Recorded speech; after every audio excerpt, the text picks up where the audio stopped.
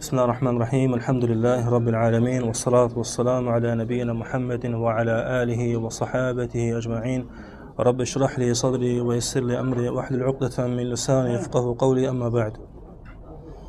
Mühtərəm müsəlmanlar, əmmincə Allah subhanahu wa ta'aladan özümə, sonra sizə haqq təqvası ilə qorxmağı nəsihət edirəm.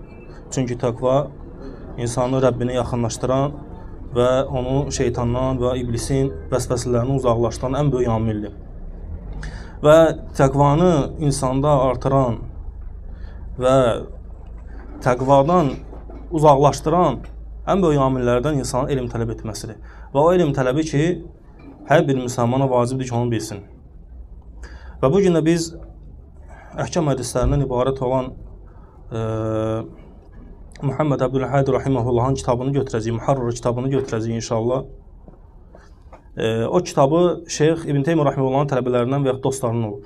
İndi həyatı haqqında qısa bir məlumat veriləcək. Bu kitabı hədis kitablarından əhkam hədislərini toplayıb öz kitabına. Həm Kutub-i Sittədən, həm də başqa hədislərdən, kitablardan toplayıb və əhkamlara aid hədislər və xüsusilə də əhkamlara aid olan hədislərdən hər bir müsəlmanın bilməsi lazım olan, hər bir müsəlmana hətta əzbərdən bilməsi lazım olansa, onun namazı, orucu və gündəlik təbii ki olan ibadətlər. Və şeyxin tərcüməyi halına qalıqda isə özünün adı Muhammed ibn Əhməd ibn Abdülhadi adı belədir və hicrətin 705-ci ildə doğulub. Təbii ki, doğumu ilə bağlı bəzi ixtilaflar var. Doğumu ilə bağlı bəzi ixtilaflar var. Və İbn Kəthir Rahiməhullah Bidayə kitabında buyurur ki, onun öz dostu olan Əbu'l-Həsən Əl-Hüseyni və həmçinin də Feydeyli Tədqiqatil Hafid kitabında buyurur ki, onun doğumunda bəzi ixtilafların olmağına baxmayaraq, ən səhih olan Abdülhadi Rahiməhullahın hicrətin 705-ci ildə doğulmasıdır. Və həmçinin də bəzi ixtilaflar doğumu ilə bağlı 704-cü ildə doğulmasına təsadüf eləyir. Çünki bilirsiniz qardaşlar, əvvəllər xüsusən də bu hicrətin 700-cü ildə, hal-hazırda hicrətlə 1445-ci ildir. Əvvəllər alimlərin bəzilərinin həyatında və qissəsinə baxanda görürsən ki, doğum tarixi ilə bağlı bəzi ixtilaflar olur. Hətta elə məşhur alimlər var ki, doğum tarixi dəqiq belə bilmir. Amma burada olan ixtilaflar basitdir. Bəzi alimlər dediyimiz kimi deyirlər, hicrətin 705-ci ilində, 704-cü ildə və həmçinin 706-cı ildə doğulmasını deyənlər olur. Və səhih olan budur ki, əncün Allah bilir, hicrətin 705-ci ilində Abdülhadi Rahiməhullah dünyaya gəlib.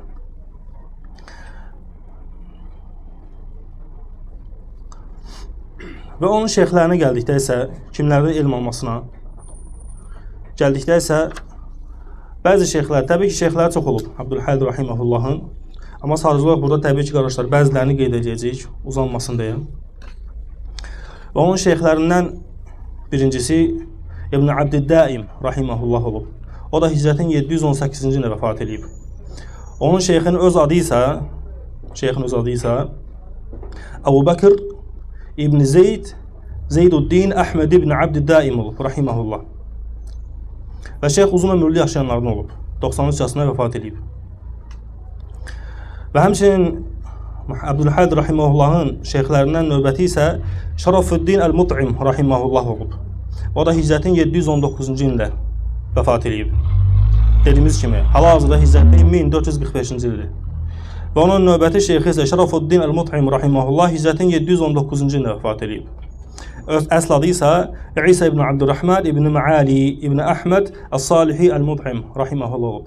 Qardaşlar, bu adların çəkilməsində bəlkə sual yarana bilər ki, əgər əhkam hədislərinin özünü keçəcəksə, onun şeyxlərinin adlarının təfsilatla oxunmasına nə ehtiyac var ki, təbii ki, eşidilsin deyə. Çünki bəzi alimlər var ki, məşhurdur. Məsələn, hamıya desən ki, İbn Teymiyyə Rahiməhullah kimdə hamı tanıyacaq. Amma elə alimlər var ki, hətta İbn Teymiyyə Rahiməhullahın müəllimləri olub, amma məşhur deyil. Elm əhlinin arasında və elm tələbələrinin arasında məşhurdur. Sağlamlıqda məqsəd odur ki, hətta az da olsa qulağımız o salihlərdən, o xeyir əhlinin adını eşitmək məqsədi ilə. Və növbəti şeyxlərindənsə Abdülhadi Rahiməhullahın Məcduddin Əl-Harrani Hicrətin 729-cu ilində vəfat edib. Əsl adı isə İsmail ibn Muhammed ibn İsmail ibn el-Farra el-Harrani olub, rahiməhullah.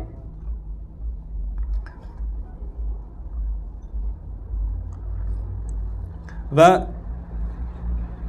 şeyxin növbəti şeyxlərindən biri isə, ən məşhur olan şeyxlərindənsə və hamının tanıdığı olanlardansa Şeyxülislam İbn Teymiyyə rahimehullah olub. Şeyxülislam İbn Teymiyyə rahimehullah Hicrətin 728-ci ilində vəfat edib. Hicrətin 728-ci ildə. Hal-hazırda Hicrətin 1445-ci ildir.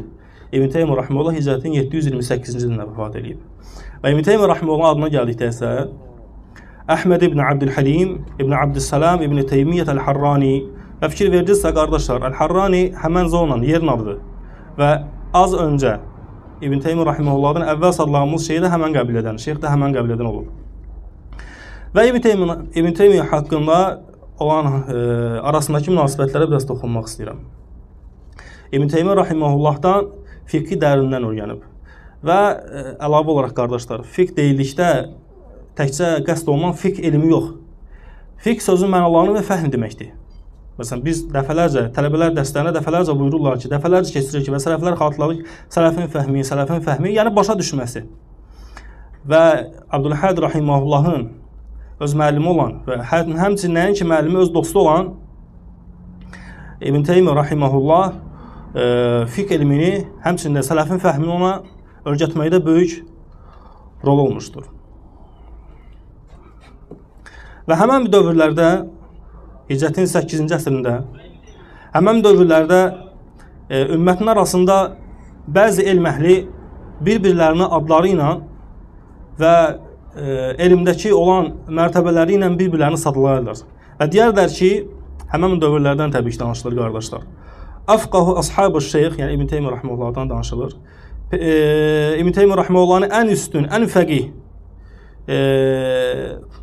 dostu kim idi? İbn Muflih rahimehullah olub.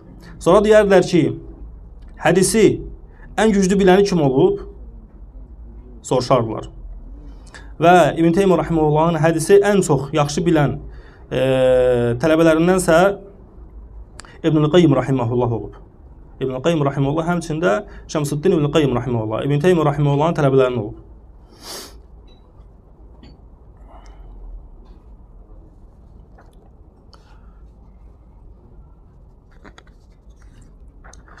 Və hər bir kitabın əvvəli, hər bir əhkam kitabının əvvəli dəstəmazla başlayır. Nəyə görə dəstəmazla qardaşlar? Və həmən dəstəmazla, yəni ki, suyun hökmləri ilə Kitab-ı Tahara, təharət kitabı. Çünki ibadətlərin ən birincisi olan namaz suya möhtacdır. Susuz namaz yoxdur. Soruşula bilər, bəs təyəmmüm, bəs torpaq? Torpaq suyu əvəz edəndir, təbdildir, bədəldir. Onu suyun olmadığı halda zəruri bir hökmdür. Ona görə hər bir ibadət su ilə başlayır. Və xüsusilə də namaz. Və nə üçün kitabın başlanmağına, təharət babı ilə başlanmasına dəlil olaraq və sübut olaraq və mühəddislərin, Abdülhəd rahimehullah həm də mühəddis olub, həm fəqih olub, həm də mühəddis olub.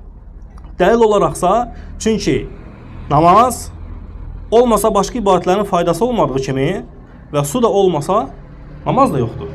Və xüsusilə də dəstəmaz almağa imkanı, şəraiti olduğu halda dəstəmazsız namaz qılan yorğunluqdan başqa heç bir şey qazandıra bilməz. Və Kitab-ı Taharada, qardaşlar, ən birinci hədis Peyğəmbər sallallahu aleyhi ve sellemdən soruşulur. Və hədis Əbu Hüreyra radiyallahu anhudan gəlir. Əbu Hüreyra radiyallahu anhu buyurur ki, Səələ rəculun Rasulullah sallallahu aleyhi ve sellem. Racul, yəni kişi, yəni sahabələrdən biri Peyğəmbər sallallahu aleyhi ve sellemdən soruşdu. İnna narkabul bahr. Biz dənizə çıxacağıq. Və nəhmilu ma'ana qalilən minəl mə. Və özümüzlə çox az su götürəcəyik. Çünki əvvəllər gəmilər taxtdan idi, indiki kimi müasir deyildi. Hətta içinin hər bir şəraiti olsun. Şərait yox idi.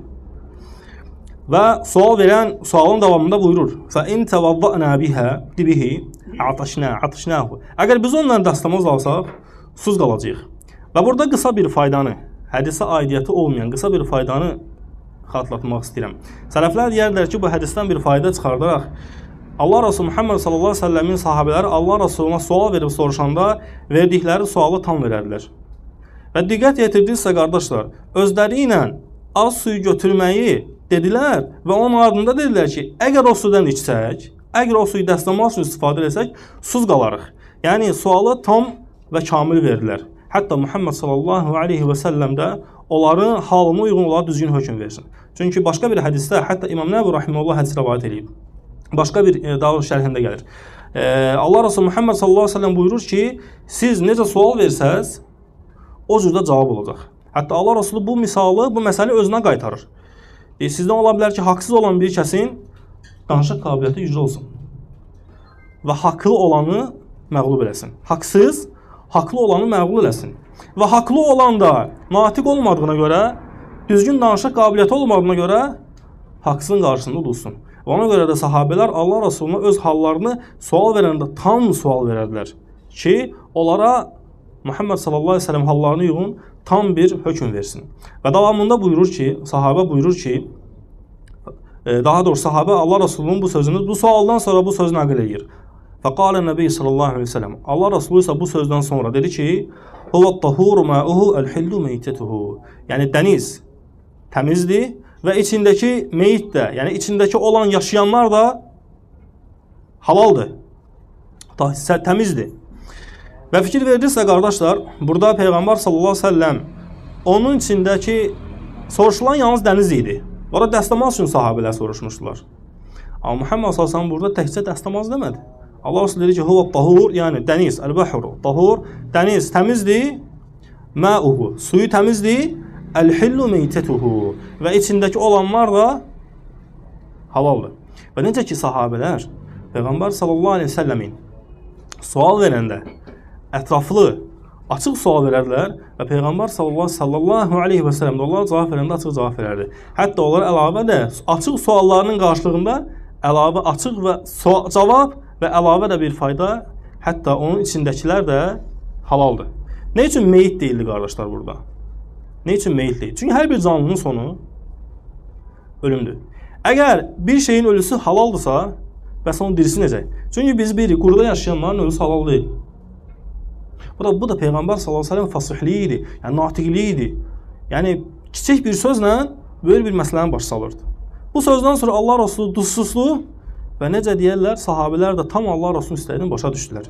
Əgər bir şeyin ölüsü halaldırsa, demək onun dirisi də halaldır. Necə ki, amma yer üzərində yaşayan dəbbə deyirlər buna, əl-bəhimə. Yəni yer üzərində yaşayan heyvanların ölüsü haramdır axı. Yalnız Allahın adı kəsilmədən yeyilmə istisna olmaqdan. Və bu hədisi İmam Əhməd rahimehullah rivayet edib. Və bu hədis haqqında bəzi faydalar vurğulamaq istəyirəm qardaşlar. Peyğəmbər sallallahu əleyhi və səlləm buyurduqda ki, o təmizdir, əvvəl orada qəsd olunan dəstəmaz idi. Yəni dəstəmaz üçün təmizdir. Əgər bir şey dəstəmaz üçün təmizsə, demək qüsul üçün də təmizdir. Əgər bir şey dəstəmaz və qüsul üçün təmizdirsə, demək başqa şeylər istifadə etmək üçün təmizdir. Hətta insanın paltarını yumaq və s. və s. və s. Çünki insan nəcasətlə qab-qaşığını, paltarını yuya bilməz. Əgər bir şey, ən əfzə olan bir şeyə, bir şey halaldırsa, demək başqa ondan aşağı olan şeylərə də həmən şey halaldır. Məsələn, su deyildiyi kimi.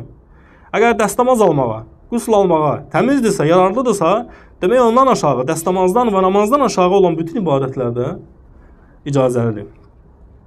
Və həmçinin hədisin ikinci ləfsindən gəldikdə isə əl-hillu meytetuhu, içindəkilərsə halaldır, içində ölənlər hər bir şey halal sözünə gəldikdə isə Peyğəmbər sallallahu aleyhi ve sellem hansısa bir şeyi qısaltmadı. İstisna eləmədi. Pullu balıq, pulsuz balıq. Çünki bəzi firqələr var, deyirlər ki, yalnız pulu olan balıq halaldır, pulsuz balıq haramdır. Hətta bəziləri dəlil gətirirlər, soruşulanda ki, nəyə görə pulsuz balıq? Gülməlidir. Nəyə görə pulsuz balıq haramdır? Deyirlər ki, o dəniz üzərində yaralanır, həmən yerə çiçik də olur, ona görə əti zəhərlənir və s. Yəni sələfin fəhmindən çıxdıqlarına görə gülünç şeylər ortaya gətirirlər. Və ona görə Peyğəmbər sallallahu aleyhi ve sellem dənizə nisbət etdikdə heç bir şeyi istisna eləmədi. Sadəcə olaraq sələflər Allah Resulü Muhammed sallallahu aleyhi ve sellem bu sözünə izah verərək əlavə nəyi buyurardılar? Zərər verənlər istisna. Zərər verənlər istisna. Və Kitab-ı Taharanın, qardaşlar, hədislərin şərhləri çox qısa olacaq ki, uzun olmasın deyə. Və Kitab-ı Taharanın, Taharət kitabının növbəti hədisi isə Əbu Sa'id el-Xudri radiyallahu anhudan gəlir. Və belə qardaşlar, qısa olaraq, Düz Əbu Hüreyrənin vəfat tarixini qeyd eləmədim. Hər bir gələn dərsdə təkrar olacaq. Çünki əhkam hədisləri olduğuna görə bunlar vacibdir hər bir müsəlmanın bilməsi və əzbərləməsi. Çünki əlhamdülillah dərslər qeydə alındığına görə artıq rahatdır. Burada unudan sonra da təkrarlaya bilər. Əbu Hüreyrə radiyallahu anhu hicrətin 59-cu ilində vəfat edib. Hər bir müsəlmana, hər bir sələfliyə, özün sələfə nisbət edənə vacibdir ki, onların doğum tarixi olmasa belə vəfat tarixlərini bilsin. Bu hədis əhlinin sifətindən idi. Əbu Səid el-Xudri radiyallahu anhu bu sahabə də hicrətin 74-cü ilində vəfat edib. Və o buyurur ki, Peyğəmbər sallallahu əleyhi və səlləmə deyildi: "Ana təvaddau min bi'rin buda'atin." Peyğəmbər sallallahu buyurur ki, quyu suyundan və ona bənzər yerlərdə olan saxlanmış sulardan dəstəmaz alınır. Və sonra deyirlər: "Vahiyyə." O su ki, bi'run yulqa fiha el-haydu ve'n-natatu və luhumul kilab. Və necə ki birinci hədisdə xatırlandığı kimi qardaşlar, fikir verin, yenə sahabelər Allah Rəsulundan soruşanda o sualı tam soruşardılar ki, tam cavab gəlsin. Deyirlər ki, o su ki, o qalmış, axar olmayan su təbii ki. O su ki, orada qadınlar xəstələndikdə özlərini onunla təmizləyirlər və parçalara atırlar ora. Çünki o da nəcisdir, qadından çıxan nəcisdir. Və həmən o yerdə pis qoxulu ilər olur. Və həmçinin itin ətinə atılır. Ölən itlər yəni. Və Peyğəmbər sallallahu buyururlar ki, belə suyun olduğu yerdə dəstəmaz almaq olar yoxsa yox. Və Peyğəmbər sallallahu buyurur ki, "İnnel ma'u tahurun la yuneccisuhu şey'i." Həqiqətən də su təmizdir, onu heç bir şey nəcasət eləməz. Təbii ki, bu hədisin izahı olaraq növbəti hədissə bu hədisə cavabdır. Sadəcə növbəti hədisə keçməmişdən qabaq bir qısa faydanı qeyd etmək istəyirəm qardaşlar. Fikir verdinizsə hədisdə Peyğəmbər sallallahu aleyhi və səlləm bir quyu suyundan danışdı. Və quyu suyuna aid olan hədisdə Peyğəmbər sallallahu buyurdu ki, su nəcasəti olmur. Axı olur. Axı olur. Necə ki sələflər deyərlər ki, Allahın kitabında növbəti ayə əvvəlki ayəni şərh etdiyi kimi və Allah Resulü Muhammed sallallahu aleyhi və səlləmlə gələn hədisləri oxuyanda növbəti hədislərə baxmaq lazımdır. Və bu hədisin ardınca gələn növbəti hədisdə isə Peyğəmbər sallallahu aleyhi və səlləm rəvayət olunur. Və Allah Resulü Muhammed sallallahu aleyhi və səlləm buyurur ki, soruşulur ki,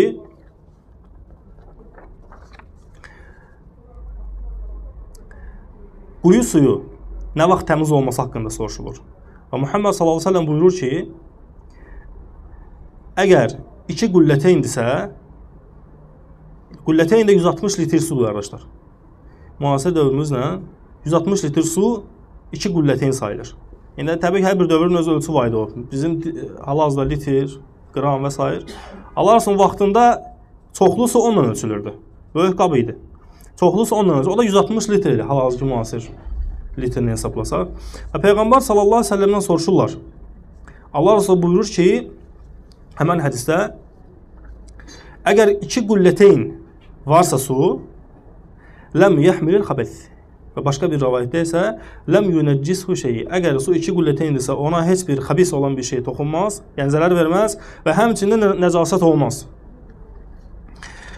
Diqqət yetirsəz, qardaşlar, Peyğəmbər sallallahu aleyhi ve sellem dənizdə olan, dəniz haqqında soruşulduqda Allah Resulü bu söz demədi. Və həmçinin başqa hədislərdə gələcək hədislər təbii ki. Axar su haqqında soruşulduqda hansısa bir çəki mizan olmadı. Və bu çəki mizan nə dənizə aidiyyəti yoxdur, nə də hansı axar bir suya. Bu yalnızca quyu suyuna aiddir. Yəni bir yerdə qalmış, hovuzda və s. qalmış suya aiddir. Əgər 2 qülləteyndirsə, ora əgər nəcasət tökülübsə, artıq su nəcasət sayılmır. Ondan dəstəmaz və qusl almaq olar. Əgər dəstəmaz və qusl almaq olarsa, demək başqa ibadətlər də səhihdir. Təbii ki, qardaşlar, bu hədislər ümumi başa düşmək lazımdır.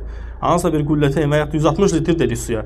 Hər bir kəs o 160 litrə nəcasət olmur deyə atsa, artıq nəcis olacaq təbii ki. Və sonra Peyğəmbər sallallahu əleyhi və səlləmin sözünü sələflər izah edərək deyərdilər ki, alimlər izah edib deyərdilər ki, və nə zamana qədər su öz yiyini dəyişməməlidir.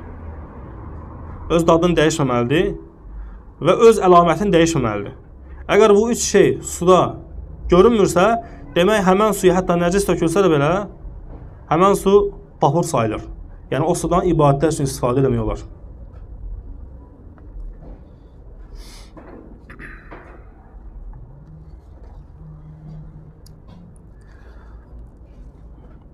Və diqqət yetirsəz qardaşlar, sadaladığımız bir neçə hədisdə Peyğəmbər sallallahu əleyhi və səlləmdən sahabələrin soruşduqları və nəql etdikləri və o soruşulanlar ki və o nəql edilənlər ki, hələ ki keçən hədislər səhih hədislərdir qardaşlar. Və sələfin əməl etdiyi səhih hədislərdir. Amma bəzi hədislər, bir xırda bir hədis elminə bir fayda toxunmaq istəyirəm qardaşlar. Amma hədis elmində qardaşlar, hərdən bəzi zəif hədislər əməl olunur. Baxmayaraq ki, müqabilində səhih hədislər olsa da belə. Nə zaman sələflər səhih hədislər olduğu təqdirdə zəif hədisləri götürərlər və əməl edərlər. Təbii ki, orada şiddəti zəif olmaq şərti ilə. O zəif hədisə əməl olunur ki və götürülür ki, o həmən zəif hədis nə Allahın kitabına, nə də Muhammed sallallahu əleyhi və səlləmin sünnətinə müxalif olmasın. Nə Allahın kitabına, nə də Muhammed sallallahu əleyhi və səlləmin sünnəsinə müxalif olmasın. Təbii ki, əgər kimsə soruşa bilər ki, bəs sələfdən varid olub axı, sələflər deyərlər ki, hökm məsələləri istisna olmaq şərti ilə, yəni halal və haramlar istisna olmaq şərti ilə o hədislər ki, fəzilətlərə dəlalət eləyir, o hədislər ki, ibrətli qissələr danışılır, ibrətli qissələrə dəlalət eləyir, o hədislərdə sələflər deyərlər ki, təsahhəllə, rahatlaşdırardıq, hətta zəif hədisləri də götürərdik. Sadəcə sual yana bilər. Axı, keçdiyimiz hədislər Allahın hüdudlarıdır, halal və haramlardır. Axı, biz nəyə görə həmən zəif hədis burada varid oldu və götürüldü? Və çünki az öncə bu hədisdən, sonuncu hədisdən əvvəlki hədis səhih hədis deyil. Peyğəmbər sallallahu soruşulduqda ki, quyu, Allah Resulü deyir ki, su heç vaxtı nəcis olmur. Onun müqabilində ki, qardaşlar, necə ki, bayaq az öncə dediyim kimi, artıq onda baxılır. Başqa əgər hədislər müxalif olduğu təqdirdə zəif hədisə, artıq o zəif hədis nə olur? Tərk olunur. Və diqqət yetirdinizsə, qardaşlar, sonuncu danışıldığı hədisdə Peyğəmbər s.ə.v orada şərt qoydu axı. Qullətin, yəni 160 litr dediyimiz kimi.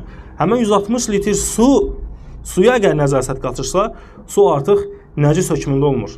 Demək, artıq biz bu hədisdə Peyğəmbər s.ə.v-in izah verdiyinə görə birinci hədisi yox, ikinci hədisi götürəcəyik. Amma əgər şərt olmasaydı, Peyğəmbər s.ə.v əgər qulləteyn, yəni bu ölçü vahidinin mizanı qoymasaydı, o birisi hədisdə götürüləcəkdi, sadəcə olaraq hala uyğun tətbiq olunacaqdı. Demək, biz bundan əvvəlki hədisi götürmədik, diqqət yetirdirsə. Çünki Peyğəmbər s.ə.v rəvayət olunan başqa bir sahih hədis, o hədisin neynədir hökmünü? Saldı. Bu qısa bir faydadır qardaşlar, təbii ki. Bu da hamısı, necə deyərlər, sahabələrdən, tabinlərdən ta bizə qədər elmin səmərəsidir ki, insan bilməlidir, hansı hədis, hansı hökm nə vaxt götürüləcək, nə vaxt götürülməyəcək. Lakin sələflər deyərlər ki, nə qədər səhihlər var ki, tərk olundu və nə qədər zəiflər var ki, götürüldü. Ona görə insan gələ sələfinə qayıtsın. Hansısa bir məsələ zəif, hansısa bir məsələdə, hansısa bir hökm zəif gəldiyi halda ona deməsin ki, onsuz da bu hədis zəif hədisdir, buna əməl etməməyə dəyər. Və yaxud da özünü hansısa bir məsələdə haqlı göstərmək üçün hansısa bir sələfin əməl etmədiyi bir səhih hədisi gətirib özünə zülm eləməsin. Çünki bir insan ən birinci özünə, sonra isə ətrafındakilərə zülm eləyir.